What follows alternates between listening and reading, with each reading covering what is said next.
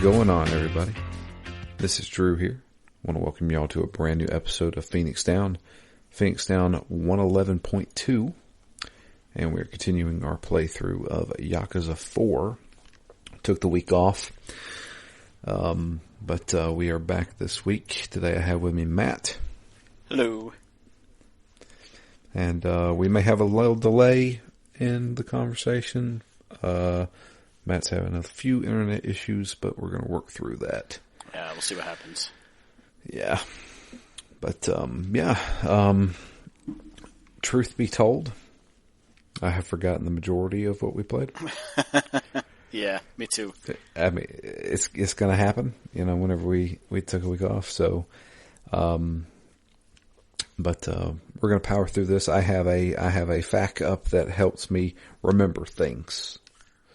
At least the demarcations between recordings are nice and clear, right? It's a totally different character we're talking about every time we record. This is true. This is very true. I'm sure that will all come to one timeline eventually. But as it stands right now, we are playing as different characters, and including this chapter here, which we play as Tanimura, who, fun fact, is on the other side of the law than everybody else we played as. Tanimura is actually a police detective. And I had forgotten that we had seen this guy before. We saw him at the very beginning of the game. Yep. He was the detective who was first on the scene when the Shibata guy was killed. Not Shibata, the Iwasina guy was killed. And he was examining the body and then ran off. Yep. And he's on the other side of the law, but, as most characters in the Yakuza universe seem to be, he's, more towards the middle, a little bit in the gray area. Yeah, definitely. He has his own motivations, even if he is a police officer. He is trying to discover what actually happened on that day in 1985 when Sajima shot up all those people. And the reason why is because his father, who was a police detective back in those days, went missing for a day and then was later found in the Tokyo River, dead. So he has pretty much devoted his career to finding out what happened to his father. Tanimura is kind of a younger guy who is a police detective for a division. What is the name of that division? It's like street crime division almost. Yeah, they keep making a point to say it's definitely not organized crime. Yeah, it's definitely not organized crime. It's almost more like a beat cop, but a detective that works with beat cops, I guess. Yeah, and also shakes people down. Yeah, I guess so. For good or bad reasons, it seems like. But so since he has been able to get some information on the case that happened in 1985, there is one person he really wants to talk to.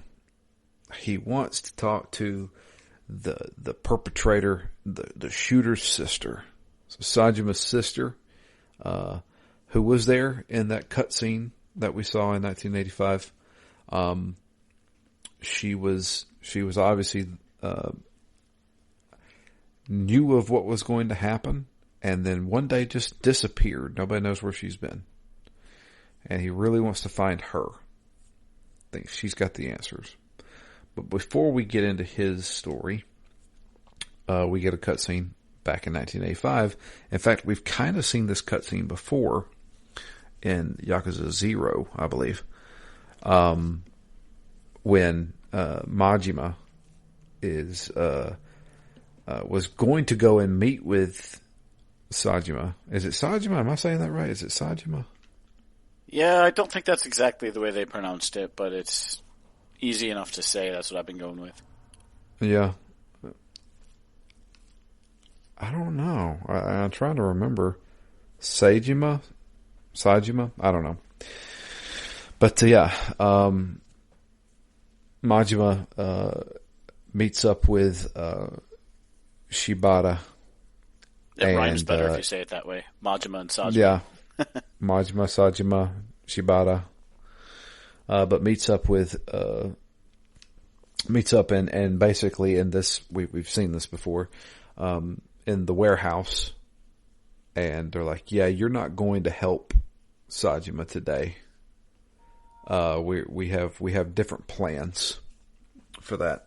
So you are going to be absent from this hit. We all know what you're planning. And, yeah, you're not going anywhere. And he's like, well, I'm not going to abandon my friend like that. And they're like, well, we're going to make sure you don't go anywhere. So they tie his ass up. Yeah, they try to talk him out of it until it doesn't work, and then they use force. Yeah. And then they leave him alone with a crazed man who decides to beat the living crap out of him, as well as gouge out one of his eyes. We've seen this before. We saw the origin of that, and now we're kind of come full circle here. But then after that cutscene, we then go into Tanimura's story. So he's looking for Sajima's sister. Well, Tanimura is he's actually multi-talented. So the dude speaks multiple languages from Asia. And in fact, he basically resides in what is known as Little Asia, in I think it's Chinese I think area. So. Yeah. And he's kind of befriended the owner of this restaurant and his little daughter. Zhao. Yeah. And he lives there with them, goes there. That's kind of like his little hideout that he has. But yeah, we go and do a few little low-level things trying to get some information. But eventually we get wind. We hear, oh, we found the sister, or at least somebody thinks they spotted her. And she's been kidnapped. Oh no. What's going on here? And I'm assuming everything happens concurrently. So the chapters previously happen and then this happens. I don't think anything's happening at the same time. I could be wrong though. Yeah. Yeah, I think it's at least roughly. I think there's a tiny bit of overlap sometimes at the ends of chapters, but for the most part, I think they're sequential. Yeah. So, we have to go to the docks to rescue her. And it's the person that had her is Arai, who is Shibata. There's so many names. It's hard to keep up with this. I'm sorry. Yeah. They've got her kidnapped. Man, we go through a gauntlet here. It kind of starts off just instantly, just bam, bam, bam. But they were obviously going to do something with her, almost as if she has information and they need to make sure that information doesn't get out. Let's see here.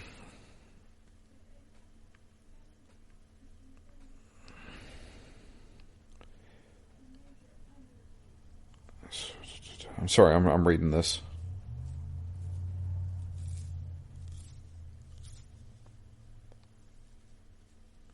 Yeah, I think the big twist you get there is that Shibata and Arai were kind of meeting there, and Arai ends up shooting Shibata when Shibata wants to shoot Lily. Yeah. Yeah. That's it. I know somebody died, but I can't remember.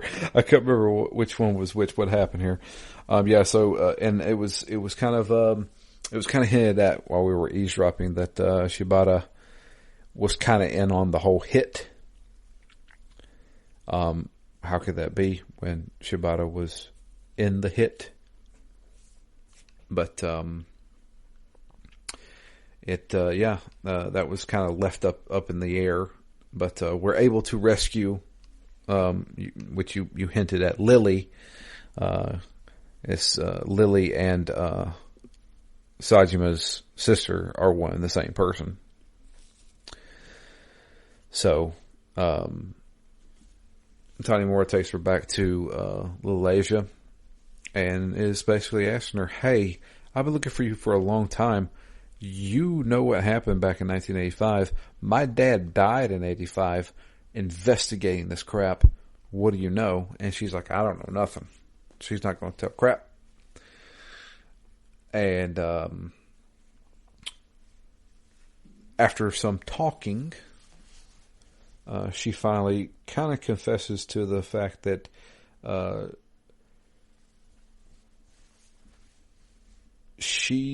so this is after she got the 100,000 yen. 100 million. Or 100 million yen, excuse me. Sorry, I forget. There's a big change in money over there. But yeah, she's got the 100 million yen. She's hidden it.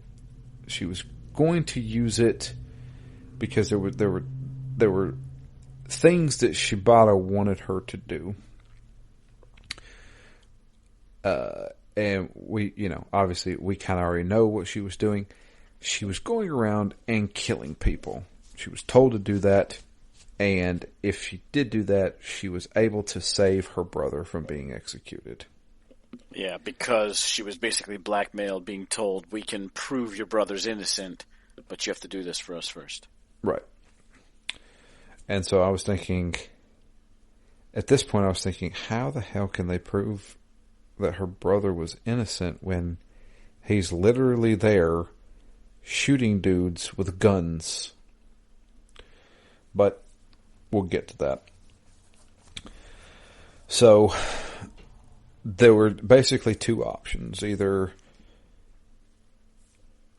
she kills these people who she does not know,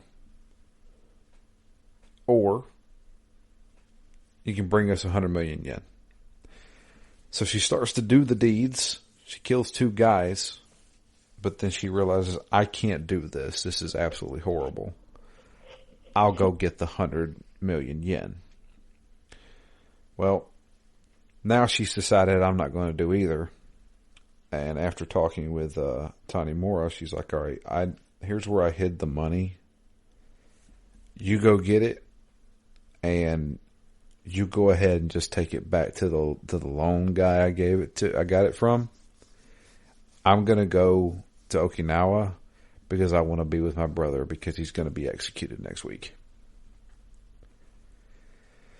So she leaves. Tanimura's like, all right, well, I guess I got to go find this money. So we have to go to the parking deck. Yep. This was one of those awkward points where I'm like, I feel like I missed something because I'm here, but I don't have any idea what car it's supposed to be in. Yeah. Like, literally, do I just check every trunk in this entire parking lot? Well, see, the thing is like, there's only about 6 or 7 cars where you can actually check the trunk. The rest of them are backed into the parking space. Okay. And I'm like, well, obviously can't check those, so I guess got to check the ones with the trunks. I eventually ran into it after like the third one. Yeah. And so we now have this giant metal case of money. The reason why I say this is because this is the best weapon in the game. Yep. Holy crap. And we should mention Tanimura's fighting style. So everybody has kind of like the fighting style. Tanimura is more about counters. So instead of a block, when you press the block button, he kind of does almost like a counter move. Like he'll bring his hands up, and if you time it right when somebody's attacking you, he actually grabs them like by the arm or by the leg and kind of throws them, or like makes them, just kind of shifts them to another position, and it kind of staggers them for a second. It's not a bad fighting style. I don't mind it. And you can upgrade him to where the timing is not as perfect as it has to be. Yeah. And so I didn't actually mind it. It was just everything else about his moveset was kind of unremarkable. Yeah. What I liked about it is I felt like I got better throughout these chapters. Yeah. I got better at the timing. I mean, of course, as you spend points, you just kind of get better, technically. But I felt like I also just kind of organically got a bit better at timing. And I felt like that counter where you glow and you have to time it was important to a lot of the boss fights. So I thought they did a good job of making his unique fighting characteristics important. And I don't know, I enjoyed that because I felt like it wasn't quite as interchangeable. I wasn't just going to do the tap, tap, punch. I mean, I still did that. Your generic punch combos, but I don't know. I felt like I was getting better, and that felt good. Yeah, absolutely. I felt the same way. So, after obtaining the money, we get a phone call, and they're basically it's to meet with Katsuragi. Which, God, remind me again who Katsuragi is? He, I think, is one of the heads of the Unosiwa. Unosiwa kid? Yeah. And so I think I think he was the one that told Arai to shoot Shibata because Shibata was no longer needed. Right. So he seems like a bit of more of the mastermind here. Right. And Arai's the turncoat who screwed over his own boss. Yeah. So, yeah. Katsuragi, I think, was also the one blackmailing Lily. Yes. Yes, he was. I said Shibata. Sorry. But yeah, so we decided to meet with him. Well, this guy's a little bit like Majima in a sense of he's got eyes everywhere. And, it's a decent little moment where they're walking around the city, and he's like, "Okay, we're going to do this in the open. I got your friggin' money. You need to back the hell off," kind of thing. But of course, it's never that simple. The city seems to just get taken over by his men. Yeah. Everybody empties out, and we're like surrounded. Yeah, it was kind of cool. Like, it was a very, kind of an oh shit moment. Yeah. You're walking around, the camera's in kind of tight, so you don't actually see what's happening, and then all of a sudden you, come up and look around, and you're like, oh, what have I gotten myself into? Yeah, all the regular people are gone, and now I'm just surrounded by Yakuza guys.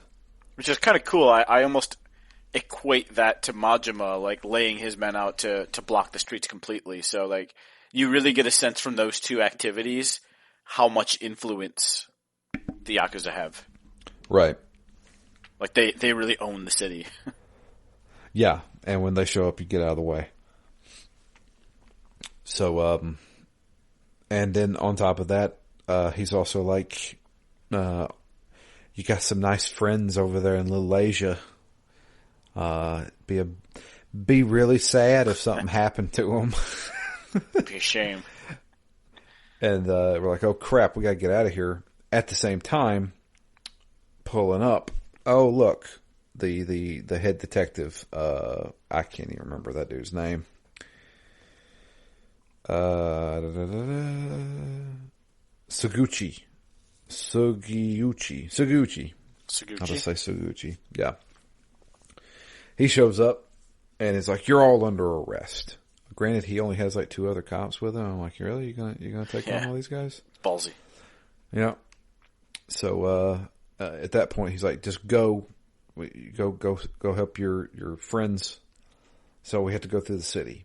And man, we go through the city with this briefcase, and it's clobbering time, dude. I massacre dudes with this thing. Yeah, it's like Thor's hammer here, just bashing people. And it is superb. It gets stolen from us at one point, and we have to chase that guy down. But we do get it back, and we're able to beat some more guys with it. But all good. Infinite hits obviously never breaks. Yeah, it never breaks. Of course, all good things must come to an end. We make it back and stop all the guys from getting into injuring our I wouldn't say family, but the people we live with, the Chinese and their businesses. But while we're there, we also everything kind of calms down, and Tawny Moore's chief, the head of the street division, I guess. I don't know. Yeah, I think they call it the Community Safety Division. Community Safety Division. There you go. Hasai is his name.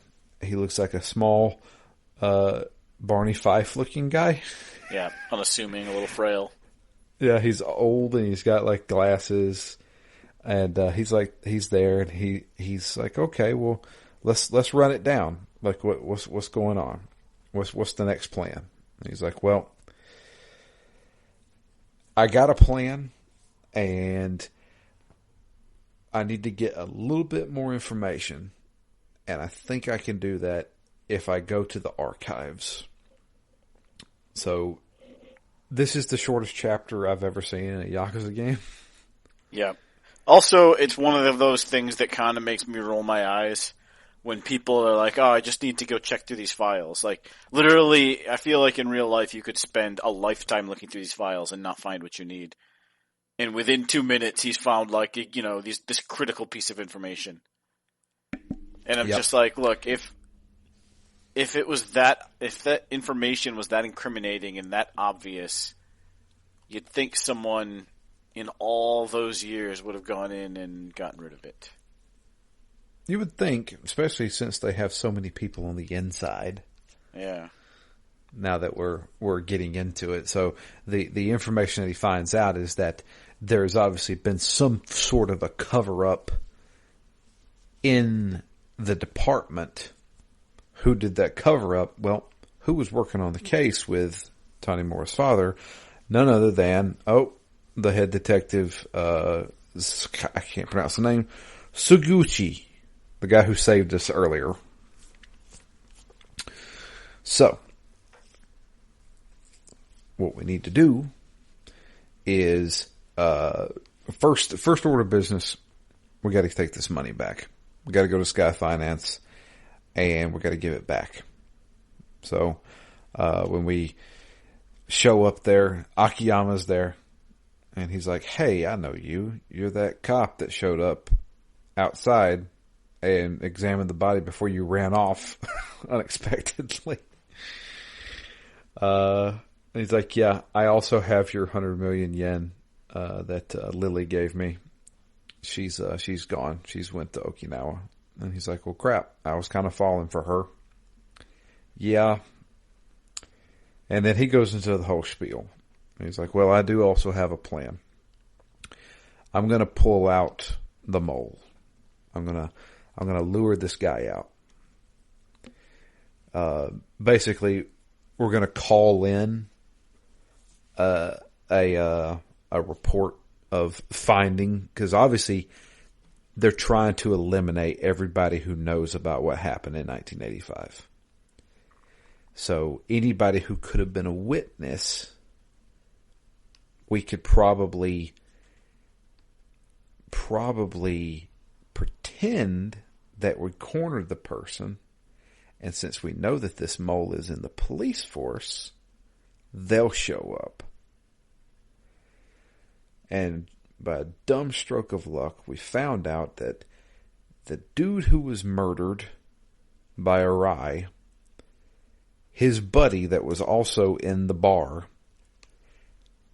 they spotted him. So we're going to contact this guy because obviously he was part of it. Okay? There's some kind of big cover up here. He knows something, or at least has been told about it, because he was all part of this big grand scheme to kick all this elimination off. Why are we eliminating people 20 years later? I don't know yet, but we're going to find out. So we call it in. All right, we found the perpetrator that was the witness to the murder. He's at the docks. We're going to go and take him in. Perfect. Call it in. We're going to go meet the dude at the docks. The guy's there. He's nervous as hell. His own Yakuza's after him. The cops are after him. Everybody's after him. He doesn't know what the hell to do. Yet he goes to the docks that seem to be a hopping place there. Everything's going down. Everything goes down at the docks, man. Dude, this last part here was like straight out of like an 90s action movie. Yeah. It seemed like. So, but yeah, he's there. He's like, dude, you got to help me. All right, I'll help you. You'll be under my protection. But everything that you know, you've got to tell me and you've got to tell my chief. Okay, I'll do it. I promise. As he's saying that, pow, pow, pow. Uh-oh, he's shot. Turn around. Oh, look who it is. It's Iguchi. And he's like, oh, you think you're so smart, huh? Of course you figured it out. What a detective you are. Yeah. I want to know what's going on. Also, you just killed a dude. But anyway. Yeah. I want to know what's going on. I want to know what happened to my dad. And he's like, well, I'll just go ahead and tell you. I've been on CY's payroll since 1985. Long, long time ago. I've never actually been a cop. I mean, I've been a cop, but I've never actually worked for the cops. And I was like, oh, this has kind of got like a Departed feel to it. Where the cops kind of put their own mole into the Yakuza put their own mole into the cops and, it was basically just calling all the shots from there. And I was like, okay, that's kind of smart actually. They diverted all the attention away.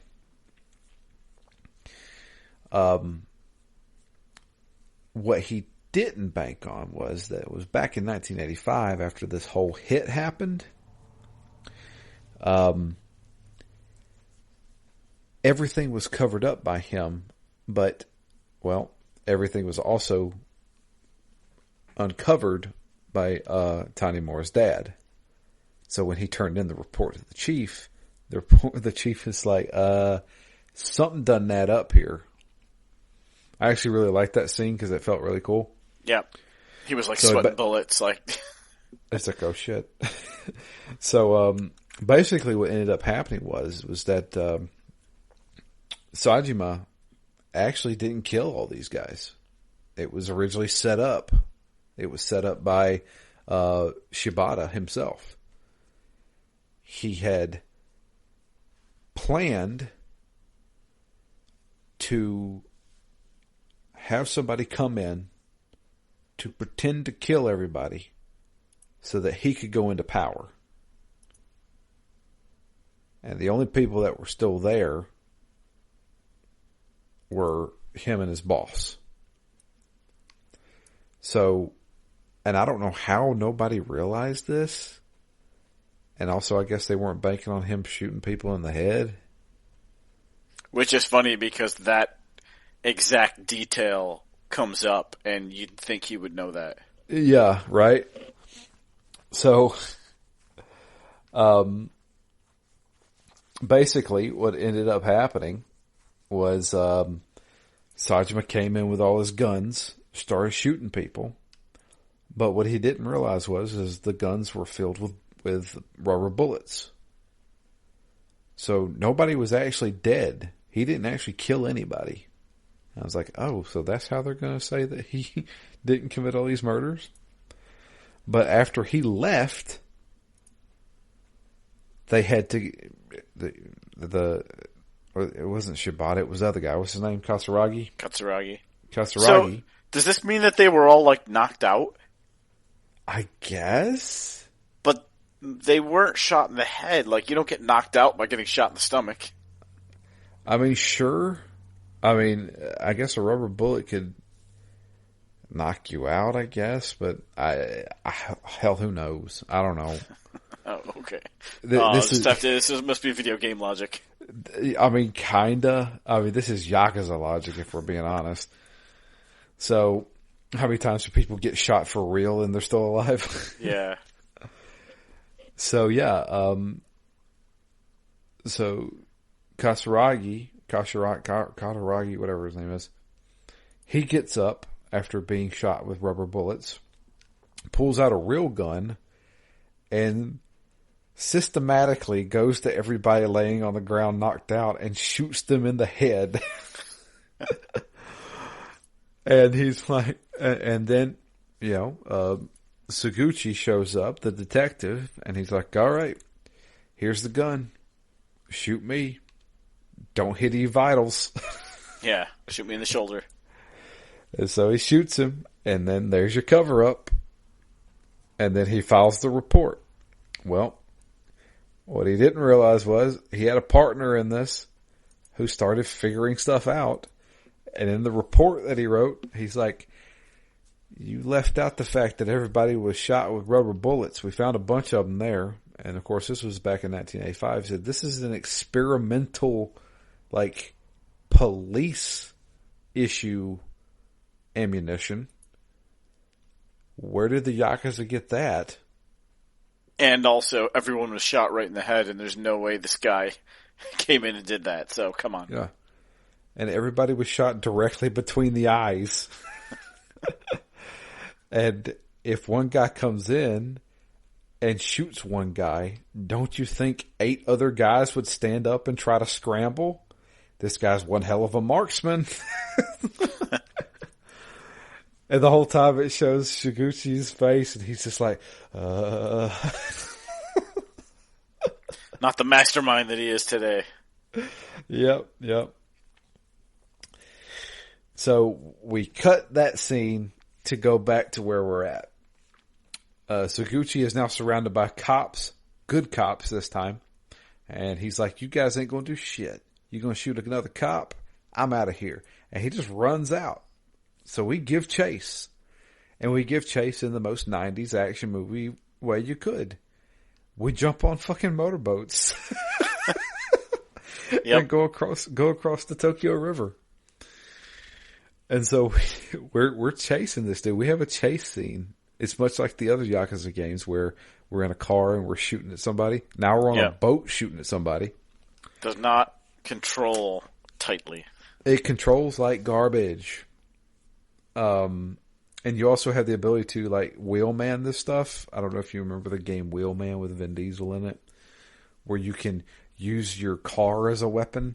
Yeah. You can forcefully go faster to ram into him. Ramming speed. Yeah.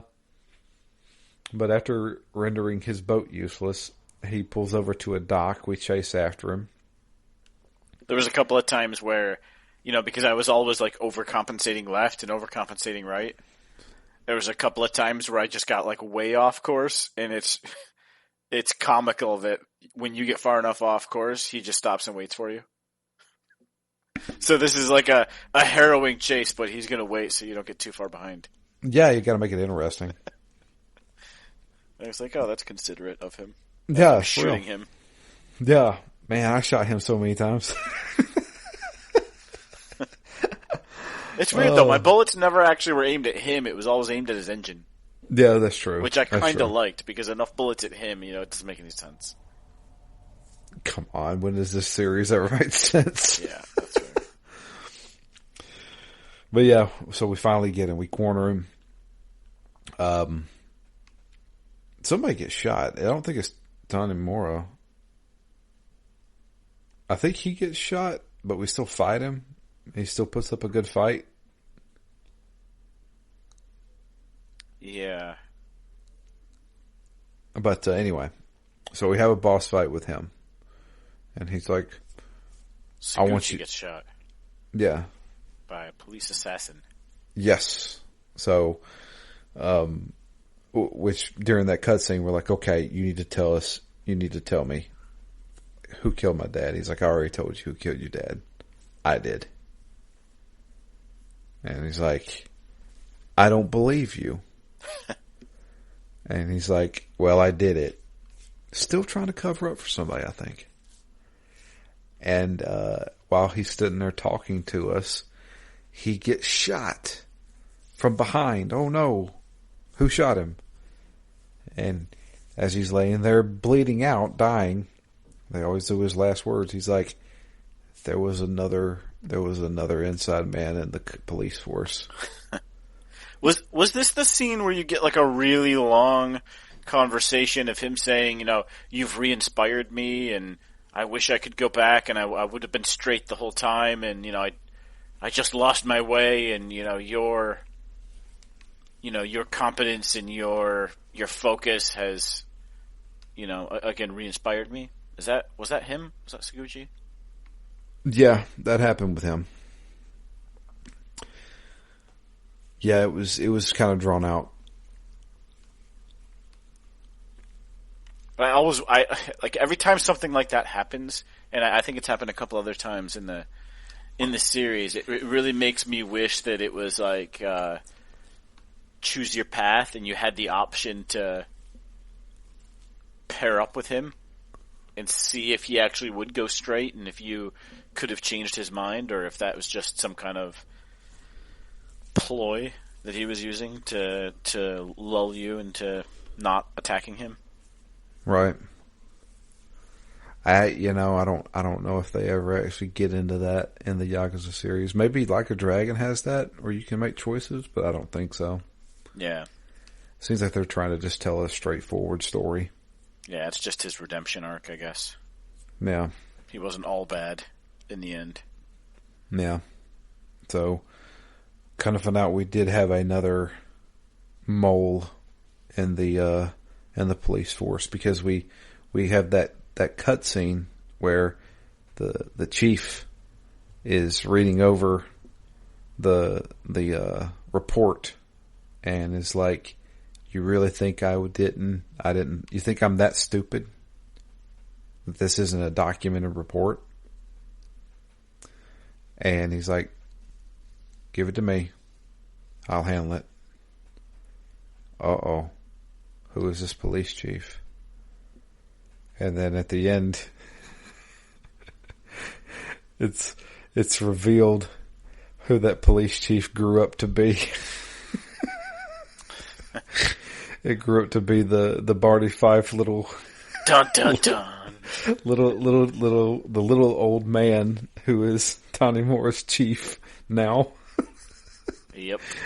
And I was like, oh, good. So Barty Fife shot Saguchi and then drove off on a speedboat. Oh, sorry. I couldn't help but laugh at that. I was like, wow, I honestly did not see that coming. And I was like, really? I thought Tanimura was going to have at least one ally. Yeah, no, he's alone. He has nobody. Akiyama, maybe? Akiyama seemed to didn't mind him. Yeah, and refused the money. I thought that was a fun scene. I mean, I guess we already knew that he didn't really care about getting the money back, but I thought that was funny when Tanimura finally gets there to hand it over, and he's like, yeah, I'm not taking it from you. No. It was never about the money anyway. And I think Tanimura, like any other normal human, would be like, yeah, that doesn't make sense. This is a lot of money. Who do we end up giving the money to? The Chinese family?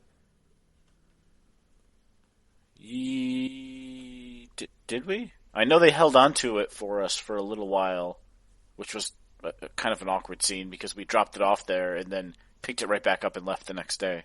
Yeah. God, I can't remember.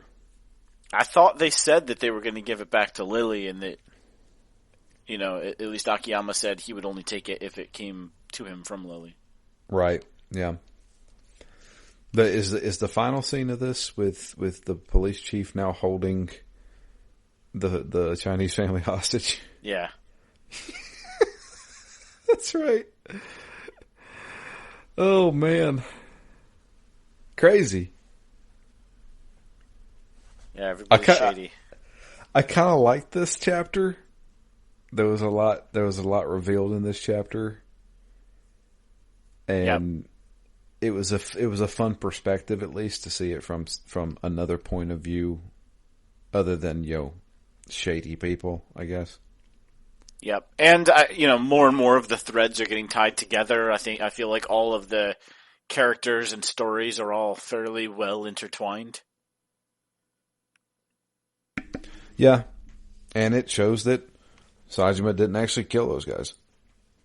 Yep. He's just a big oaf who got caught up, which is funny because he thinks he did. So all this time he's A, thought he was a badass, and B, felt some remorse. He's already kind of tried to explain that he doesn't feel actual remorse, but, he does feel bad for the families of the people that he killed. Yeah. Yeah, definitely. So yeah, I had a pretty good time with this one. I started remembering a lot more as soon as we started talking about it. I just remember the big reveal that little Tiny Tim there was the one that killed the police detective and is also holding this poor Chinese family hostage. So yeah. Oh man. Crazy. And then we got one more chapter, which I already know who it's going to be. Return of the Legend. The return of the Dragon of Dojima. He's coming out of retirement again to crack some skulls, I guess. Yep. I'm curious of how he gets tied up into it because I have not actually started it yet. Because he helped out Sajima. And then just like, screw it. Just get out of here. I got an orphanage to run. So hopefully it's not just, I better go check on them. Yeah. Is it that? Because I know you've played some more. Yeah, essentially. Damn it. Okay, that's fine. We'll get there though. The other thing. So while we're on the topic of games, our poll finished. Did you take a look at it, Matt? I did. Yeah. So looks like we have our next game. Matt, how do you feel about playing through Control? It is definitely an interesting one for me because it's the one out of all those games I've put the most time into. Yeah. So I did not quite finish it, but I am looking forward to going back and playing it. Okay. I do want to ask you, since I own the Ultimate Edition, how would you feel about doing the DLCs for it as well? Oh, yeah. Okay. Yeah, I'd be down for that. Cool. But yeah, that is going to be our next game, is going to be Control. From what I understand, Matt, it looks like Kiryu's chapter, and then there is a chapter after that, but from what I understand, that chapter after that is probably only about 2 hours. You think you want to just finish it up next week? Yeah, I should be able to finish it. Okay, I'll do my best as well. And the epilogue. Yeah. That's what it is. Yeah, I think it's pretty much just an epilogue. But yeah, no emails this week. If you would like to send us an email, it's drew@ztgd.com. You can also tweet to us. I am at DMLFury. Matt is at REMGS. And the podcast itself is at ZTGD Phoenix Down. But yeah, a little quick and easy one for us here this week. And looking forward to getting back with Kiryu. Yeah, especially because I did feel like there were a lot of good story threads tied together in this third section. And so I wonder if there's going to be any bombshells, or is it just going to be a little bit more of the same? Like, how do you think this story ends? Big, small? That's a good question. I feel like obviously there's some big revelations going on in the police force, so there may be a change of power in the police force a little bit. I could see Tony Moore probably becoming getting a promotion of some sort. I'm curious as to how Akiyama is going to play into a lot of this. Yeah, I mean, you haven't played subsequent games. Do you know if he comes back as a character? I have no clue. Because that's one of my it's one of my hopes, right? They've taken almost a breather in the series and said, let's introduce some other playable characters. You know, we spent some time on, you know, somewhat reasonable backstories, and they all intertwine. I mean, unless they all die in this next couple of hours of gameplay, which, you know, very well could happen given the series we're playing. You know, anyone who does survive, I think it would be really nice if they did continue in the series. I think that's been one of this series' strengths for me, is seeing the characters game after game and really like spending a lot of time with them, more so than most series ever would. Yeah, I know. Jay talked about Yakuza 6, the Song of Life, as like the swan song, like. Everybody bring you've back ever everybody. been, yeah, everybody you've been introduced to is like gonna get their due diligence here. You know what I mean? Yeah. So it'll be interesting to see, because I feel like that's what we're leading up to. I'm excited to get to Yakuza 6. Is what I want to see, because I want to see the ending to the quote ending to Kiryu's story, and then of course I want to see where they go with Like a Dragon, because. From what I understand, Like a Dragon is like the new story. So, we'll see. We'll see. But yeah, that's going to be it for us. I appreciate everybody listening. Until next time, though, I am Drew. And I'm Matt. And we are out of here. You guys have a great week, and we'll be back next week with the continuation and conclusion to Yakuza 4.